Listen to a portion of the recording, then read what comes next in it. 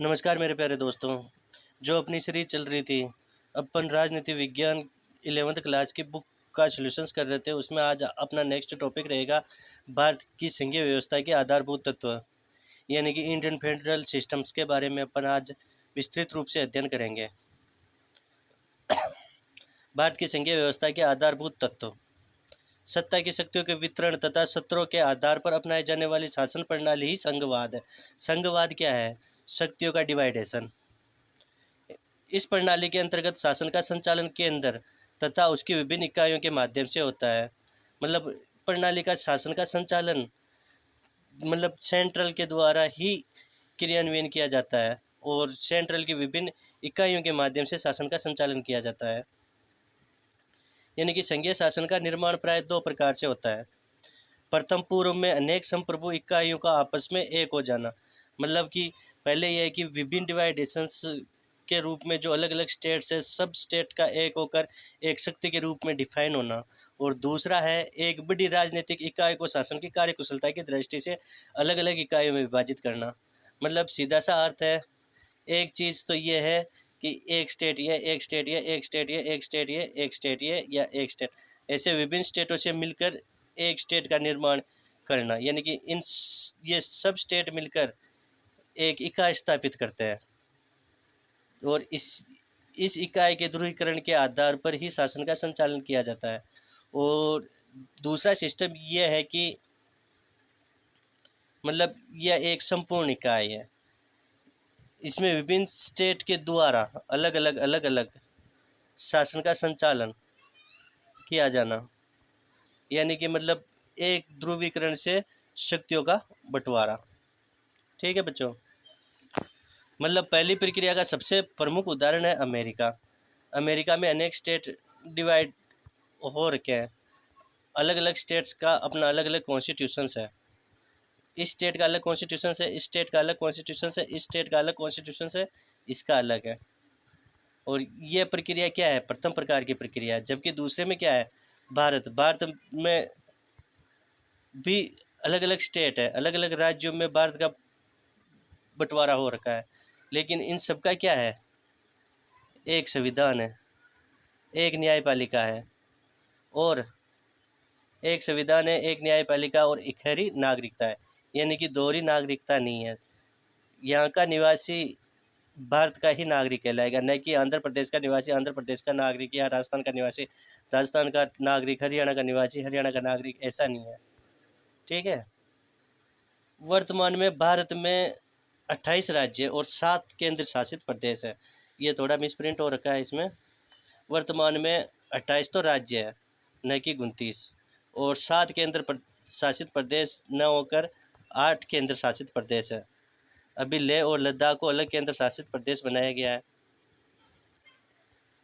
जम्मू कश्मीर को 2 केंद्र शासित प्रदेशों में डिवाइड कर रखा है। दादर और नागर हवेली को अभी वर्तमान में एक ही केंद्र शासित प्रदेश के रूप में जाना जाता है। यानी कि एक का निष्क्रमण एक खत्म हुआ तो यहाँ पे 2 नए बन गए। तो इस प्रकार 8 केंद्र शासित प्रदेश है। भारतीय संघीय व्यवस्था के प्रमुख तत्व अपन main elements of Indian federal systems पढ़ लेते हैं। शासन शक्तियों का स्पष्ट विभाजन, यानी शक्तियों का जो बंटवारा कर रखा है वो स्पष्ट तरीके से कर रखा है। संविधान की 7वीं अनुसूची के अंतर्गत अनुच्छेद 246, अनुच्छेद अच्छे से आप याद रख लेना, काफ़ी इंपॉर्टेंट हो जाते हैं। अनुच्छेद 246 केंद्र और राज्यों के बीच शक्तियों का विभाजन सूची पद्धति के माध्यम से किया गया है। संघीय सूची के 97 विषयों को केंद्र को विधि निर्माण का अधिकार है। राज्य सूची में 67 विषय और समवर्ती सूची में 47 विषय। अभी वर्तमान में संघीय सूची में 9 विषय है, 100 विषय है, और राज्य सूची में क्या है? 66 से घटाकर 62 कर दिए गए हैं। यानी कि यहाँ पे तो 3 बढ़े हैं और यहाँ पे 4 घट गए। और समवर्ती सूची यानी कि केंद्र और राज्य मिलकर जो कानूनों का निर्माण करते हैं वो समवर्ती सूची के अंतर्गत आते हैं। समवर्ती सूची में पहले 47 विषय थे, जो वर्तमान में 52 विषय हो गए। ठीक है। निष्पक्ष व स्वतंत्र न्यायपालिका। किसी भी संघीय व्यवस्था के लिए एक स्वतंत्र और निष्पक्ष न्यायपालिका होना आवश्यक है। इसी से विधि का शासन स्थापित होता है। और केंद्र और राज्यों के बीच विवादों का संविधान के प्रावधानों के अनुरूप समाधान किसके द्वारा किया जाता है? संघीय न्यायालय द्वारा किया जाता है। ऐसे अनेक अवसर में भारत में आए जब न्यायपालिका ने राज्यों के बीच तथा केंद्र और राज्यों के बीच संवैधानिक स्थिति को स्पष्ट कर संघीय ढांचे की रक्षा की है। सभी राज्यों के शीर्ष पर सर्वोच्च न्यायालय को पदस्थ किया गया है, यानी कि जितने भी विषय है सब पर अंतिम निर्णय कौन लेता है? सर्वोच्च न्यायालय लेता है। संविधान की सर्वोच्चता। भारत में संविधान किस प्रकार का है? लिखित एवं निर्मित संविधान है। संविधान को भारतीय शासन व्यवस्था में सर्वोपरि माना गया है। सबसे ऊंचा स्थान किसको दिया है? संविधान को दिया गया है, न कि कोई संसद को या कोई विधानसभा को या राज्यसभा को या न्यायपालिका को, किसी को नहीं। सबसे सर्वोच्च कौन है? संविधान। जो संविधान में लिखा हुआ है वही मान्य है। भारतीय संघवाद के अंतर्गत संविधान की सर्वोच्चता को स्थापित किया गया है। केंद्र तथा राज्य दोनों ही संविधान से अपनी शक्ति प्राप्त करते हैं। अमेरिकी संघवाद के विपरीत भारतीय विविधता के कारण ही संपूर्ण देश के लिए केवल एक ही संविधान की व्यवस्था की गई। अलग अलग राज्यों के लिए अलग अलग संविधान का प्रावधान नहीं है, ओनली केवल एक संविधान है। हाँ, कुछ विवाद है, जैसे जम्मू कश्मीर राज्य को छोड़कर। जम्मू कश्मीर को अनुच्छेद 370 के अंतर्गत विशेष राज्य का दर्जा दिया गया है। ये यहाँ पर अब जम्मू कश्मीर का स्वयं का अपना एक संविधान है, जिसके अंतर्गत जम्मू कश्मीर का शासन संचालित होता है। ठीक है। एकल नागरिकता। अलग अलग राज्यों की अलग अलग नागरिकता मान्य नहीं है। यहाँ पे पहले अपन ने डिस्कस किया है कि एकल नागरिकता का प्रावधान है। केंद्रीय व्यवस्थापिका में राज्यों का सदन राज्यसभा। अब ये क्या चीज़ है, इसको आगे डिफाइन करते हैं। भारतीय संघवाद को सुदृढ़ करने के लिए ही केंद्रीय व्यवस्थापिका अर्थात संसद के उच्च सदन राज्यसभा को राज्य की प्रतिनिधियात्मक संस्था के रूप में स्थापित किया गया है। राज्य को क्या है? स्टेट का रिप्रेजेंटेटिव ऑर्गेनाइजेशंस के रूप में राज्यसभा को स्थापित किया गया है। यद्यपि अमेरिकी संघीय व्यवस्था के विपरीत राज्यसभा में राज्यों को एक समान प्रतिनिधित्व प्रदान नहीं किया गया, वरन जनसंख्या के अनुपात में सदस्य संख्या निर्धारित की। मतलब अमेरिका में जो राज्य का डिवाइडेशन हो रखा है वो जो मतलब भौगोलिक क्षेत्रफल के आधार पर राज्यों का डिवाइडेशन कर रखा है, जबकि भारत में जो राज्यों का डिवाइडेशन है वो जनसंख्या के अनुपात पर कर रखा है। ठीक है, पॉपुलेशंस के आधार पर भारत में, जबकि जोग्राफिकल एरिया के आधार पर अमेरिका में डिवाइडेशन। अब है राज्यपाल का पद। अपनी नेक्स्ट विशेषता है राज्यपाल का पद। राज्यपाल भारतीय संघीय व्यवस्था का एक महत्वपूर्ण अंग है। राज्यपाल केंद्र द्वारा नियुक्त होकर राज्य में केंद्र के प्रतिनिधि के रूप में कार्य करता है। यद्यपि व्यवहारिक अनुभव के आधार पर राज्यपाल का पद केंद्र और राज्यों के मध्य विवाद का सबसे बड़ा मुद्दा बन गया है, परंतु केंद्र और राज्य संघर्ष के रूप में उसकी अपनी उपयोगिताएं हैं। यानी कि राज्यपाल का पद भी भारतीय शासन व्यवस्था में इम्पोर्टेंट हो जाता है। एकात्मकता का प्रभुत्व। मतलब हमारी भारतीय शासन व्यवस्था में एकात्मक शासन व्यवस्था को ज़्यादा तवज्जो दी गई है। मतलब अपन कहते हैं ना विविधता में एकता, वैसे भारतीय संघीय व्यवस्था मूल रूप से केंद्रीकृत अर्थात एकात्मक प्रभुत्व वाली व्यवस्था ही मानी जाती है, मतलब जा सकती है। भारत की एकता और अखंडता को सुरक्षित रखने के लिए केंद्र को मजबूत बनाना क्या है, स्वाभाविक ही था। मतलब अपनी भारत की एकता और अखंडता को सुरक्षित रखने के लिए केंद्र को मजबूत, यानी कि केंद्र को मतलब केंद्र को मेन शक्ति, मेन पावर देना, इसके पीछे एकता और अखंडता को सुरक्षित रखने की भावना थी। अगर केंद्र मजबूत होगा तो स्वाभाविक रूप से ही एकता बनी रहेगी। यद्यपि कुछ वामपंथ समर्थक राजनीतिक दल तथा विघटनकारी विचारधाराएं इस एकात्मक प्रवृत्ति का विरोध करती है। यथार्थ में संविधान में अनेक प्रावधानों के माध्यम से केंद्र को निर्णायक भूमिका प्राप्त है। ठीक है। अब जो एकात्मकता की भावना है वो कुछ परिस्थितियों में देखने को मिलती है। संविधान संशोधन में, राज्यों के निर्माण या पुनर्सीमांकन में, आपातकालीन स्थिति में, आपातकालीन परिस्थितियों में, आर्थिक अधिकारों आदि संदर्भों में केंद्र की स्थिति अत्यंत मजबूत और निर्णायक रखी गई है। ठीक है साहब, क्योंकि एकता और अखंडता को बनाए रखना था। अब कुछ यूनिटरी फीचर्स को देखते हैं, यानी एकात्मक लक्षण को देखते हैं। इसमें कुछ की पॉइंट्स अपन समझते हैं कि एक मतलब पहला की पॉइंट है एक संविधान, यानी भारत में केंद्र और राज्यों के लिए एक ही संविधान है, न कि अलग अलग संविधान है। हाँ, जम्मू कश्मीर अपन ने पहले डिस्कस किया था, जम्मू कश्मीर राज्य को छोड़कर, क्योंकि जम्मू कश्मीर राज्य क्या है, भारतीय शासन व्यवस्था में बाद में सम्मिलित होने वाला राज्य था, इसलिए अभी भी वहाँ पे अपने संविधान को तवज्जो दी जाती है। अमेरिका और स्विट्जरलैंड आदि देशों में संघात्मक प्रणाली है तथा वहाँ राज्यों के अपने पृथक संविधान है, जबकि भारत में समस्त देश के लिए एक ही संविधान है। ठीक है। अब जो सेकंड है, अवशिष्ट शक्ति। भारतीय संविधान ने अनुच्छेद 248 के अनुसार अवशिष्ट शक्तियाँ केंद्र सरकार को प्रदान की गई है। भारतीय संविधान के आर्टिकल 248 में अवशिष्ट शक्तियाँ किसके पास निहित है? केंद्र के पास निहित है, केंद्र सरकार को ही प्रदान की गई। अवशिष्ट शक्ति का अर्थ है किसी ऐसे विषय से जो तीनों में से किसी भी सूची में अंकित नहीं है। मतलब अवशिष्ट विषय यानी कि राज्य सूची और संघ सूची में जो कानून वर्णित नहीं है वो अवशिष्ट सूची के अंतर्गत दिए जाते हैं। यह व्यवस्था कनाडा के संविधान से उपलब्ध। अपन ने कहाँ से बोरो की थी? ये कनाडा के संविधान से बोरो की। संविधान में संशोधन, संविधान में संशोधन की शक्ति कहाँ से अपन ने बोरो की थी? साउथ अफ्रीका यानी कि दक्षिणी अफ्रीका से ली गई थी। मतलब संविधान के संशोधन करने के संबंध में केंद्र को राज्यों की अपेक्षा अधिक अधिकार है। ठीक है साहब। शक्तियों का विभाजन, ये अपन ने पहले संघ सूची, राज्य सूची और अवशिष्ट सूची के बारे में पढ़ लिया था। 162 और 52 विषय अलग अलग सूची में अंकित किए गए हैं। ठीक है, ऐसा कुछ इम्पोर्टेंट है नहीं। हाँ, आपात शक्ति, प्राय संघात्मक संविधान को एकात्मक रूप देने के लिए संशोधन करना आवश्यक होता है, परंतु भारतीय संविधान की विशेषता है कि संशोधन किए बिना इसको एकात्मक रूप प्रदान दिया जा सकता है। संविधान के अनुच्छेद 352, 356 तथा 360 के अनुसार राष्ट्रपति आपात स्थिति की घोषणा कर सकता है। अनुच्छेद 352 के अनुसार यदि राष्ट्रपति को विश्वास हो जाए कि युद्ध और बाह्य आक्रमण या सशस्त्र विद्रोह के कारण भारत की सुरक्षा खतरे में है, तो समस्त देश या देश के किसी एक भाग में वह आपात स्थिति की घोषणा कर सकते हैं।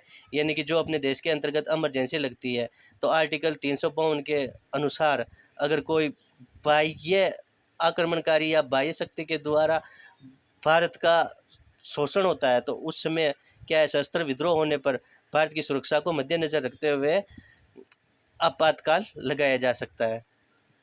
अनुच्छेद 356 के अनुसार राज्य के राज्यपाल या किसी अन्य साधन द्वारा सूचना मिलने पर विश्वास हो जाए, यानी कि राष्ट्रपति को या तो राज्यपाल परामर्श करे या कोई अन्य ऐसी शक्ति परामर्श दे कि हाँ, राज्य में ऐसी स्थिति उत्पन्न हो गई है, आप आपातकाल लगा सकते हो। यानी कि संवैधानिक प्रावधानों के अनुसार अगर राज्य का शासन नहीं चलाया जा सकता है, तो राष्ट्रपति क्या है, आपातकाल की घोषणा कर सकता है। वैसे ही अनुच्छेद 360 में क्या है, इकोनॉमिक इमरजेंसी। 360 के अनुसार यदि राष्ट्रपति को विश्वास हो जाए कि ऐसी स्थिति उत्पन्न हो गई जिसके कारण भारत या इसके किसी राज्य के कोई सा भी भाग हो कि वित्तीय स्थिति या वित्तीय स्थिरता संकट में हो, तो वह उस समय वित्तीय संकट की घोषणा कर सकता है। ठीक है साहब।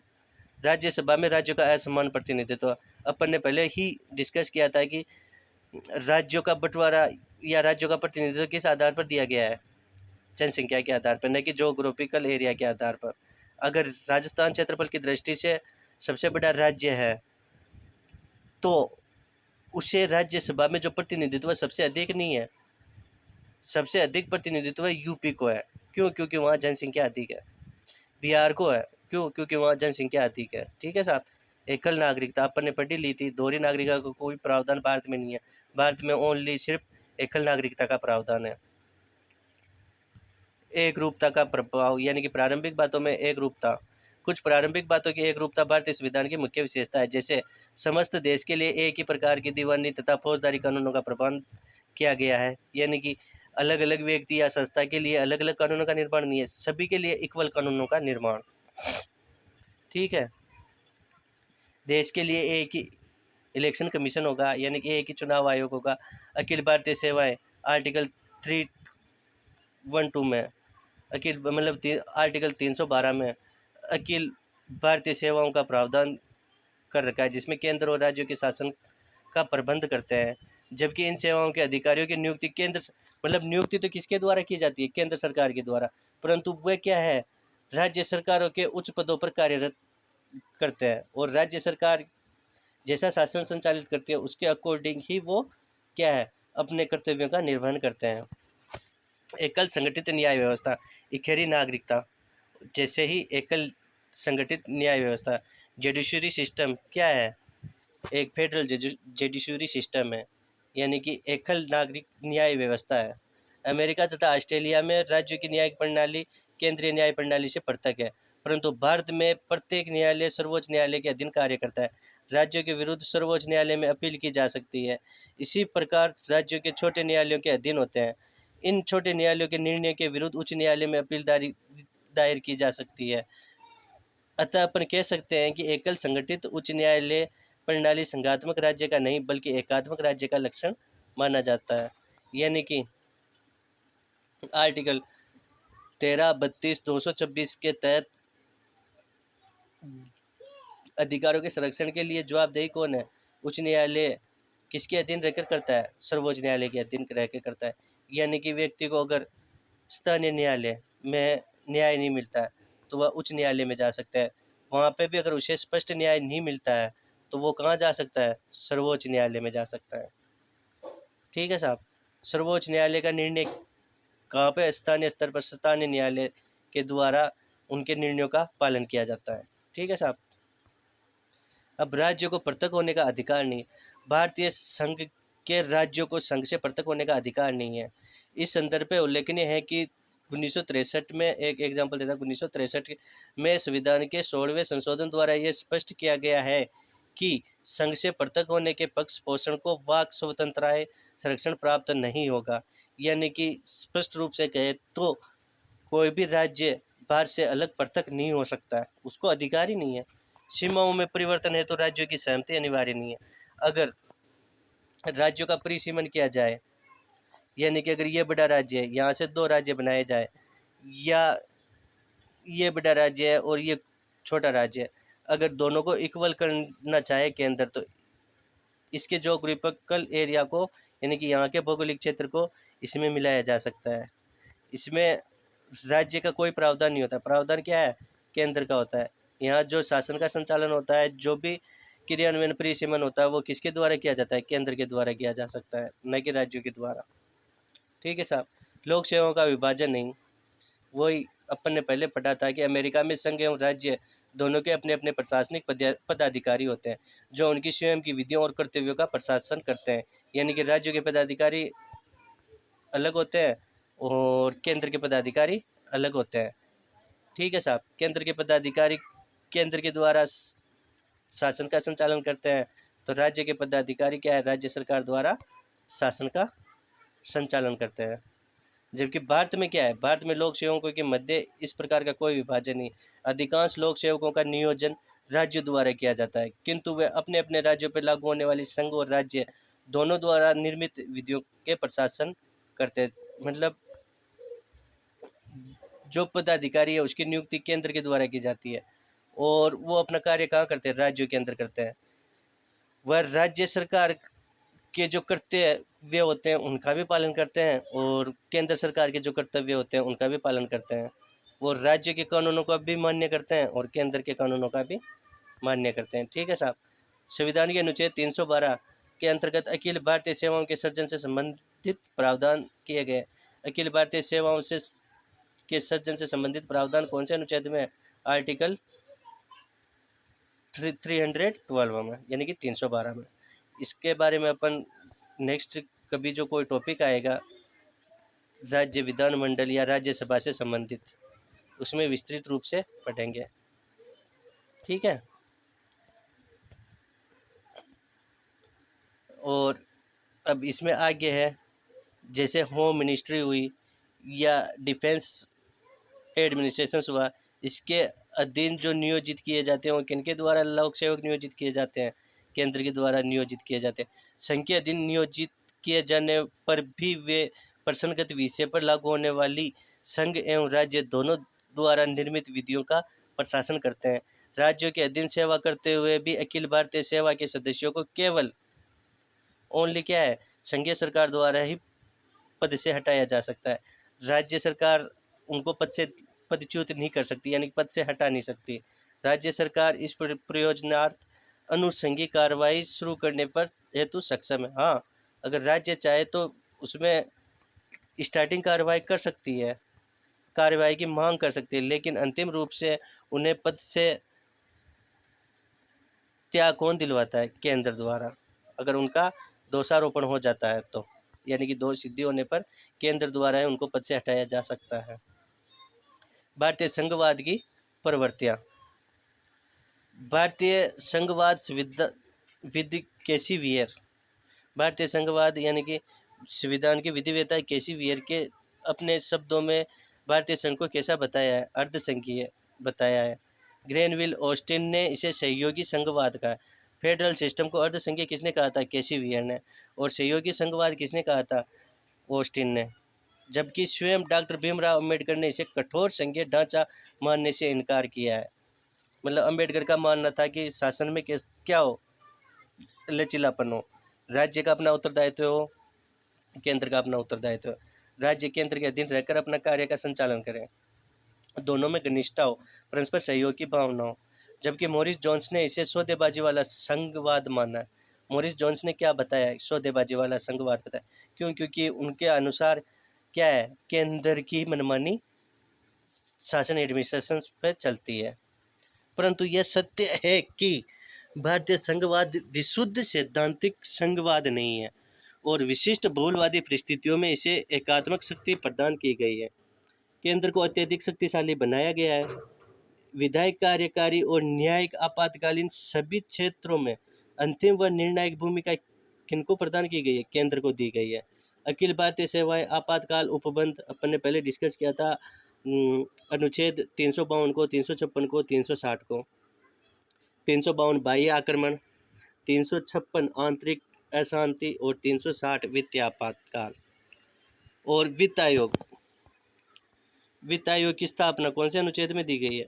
अनुच्छेद 280 के अंतर्गत वित्त आयोग की स्थापना है। ठीक है, इत्यादि संस्थागत रूप से केंद्रीकरण के माध्यम रहे हैं।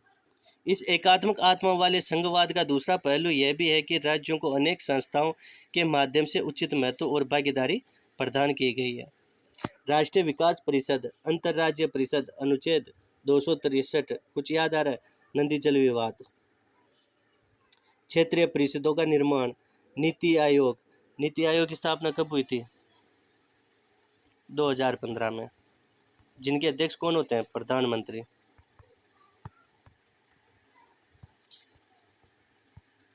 ऐसी समस्त कार्यकारी संस्थाएं किसके अधीन कार्य करती है? केंद्र के अधीन रहकर कार्य करती है। तो इन्हें संघवादी स्वरूप में राज्य की भागीदारी को भी सुनिश्चित किया, मतलब राज्य की भागीदारी को नगण्य नहीं माना गया है। इन सभी संस्थाओं में राज्य का भी अपना दायित्व होता है। ठीक है साहब, ये कुछ इम्पोर्टेंट कीज है, इम्पोर्टेंट फैक्ट्स है। इस प्रकार अपना ये टॉपिक इंडियन फेडरल सिस्टम यहीं पे ओवर होता है। ठीक है साहब, ये एक छोटा सा टॉपिक था, छोटा सा अध्याय था।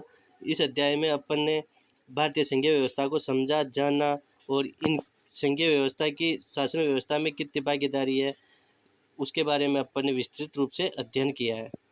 अब अपना नेक्स्ट टॉपिक जो इस सीरीज में है वो आएगा भारत में शासन, संसद, लोकसभा और राज्यसभा, तीनों का अलग अलग डिवाइडेशंस, अलग अलग रूप से अपन विस्तृत रूप से अध्ययन इनका करेंगे।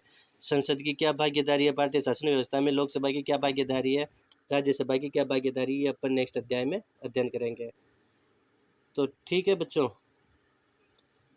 ठीक है, थैंक यू, धन्यवाद, वंदे मातरम।